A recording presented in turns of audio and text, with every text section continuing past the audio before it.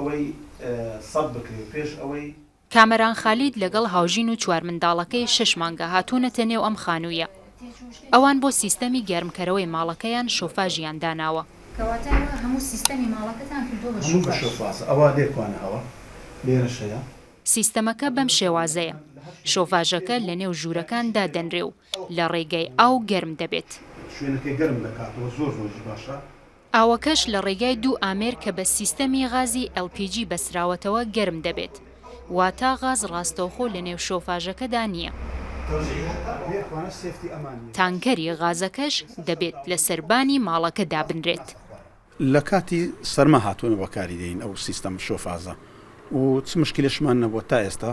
ئەو کارەساتەی لە سلێمانیش ڕوویدا بەڕاستی کارەساتێکی زۆر دڵتەزیێن بوو، زۆریش پێمان ناخۆش بوو. خەڵکی زۆر تووشی دڵە ڕاوچێ بووە لەو سیستەمەی. ئەمە تا ئێستا پێی دەکەین مشکلەمانێ لەبەر ئەوەی ئەمە بە کۆمپانیا کردیمانەوە ئیشە.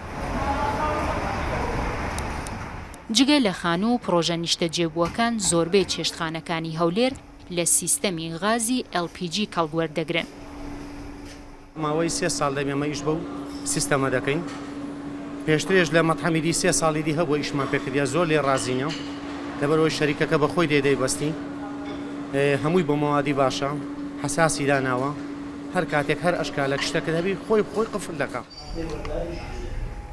زیاتر لە 18 ساڵە سیستەمی شۆفاژی ماڵان و غازی LPG لە هەرێمی کوردستان پەرەی پێدراوە. لە هەولێر نزیکەی 15 کۆمپانیا مۆڵەتی دانانی سیستەمی غازی LPG و شۆفاژیان وەرگرتووە.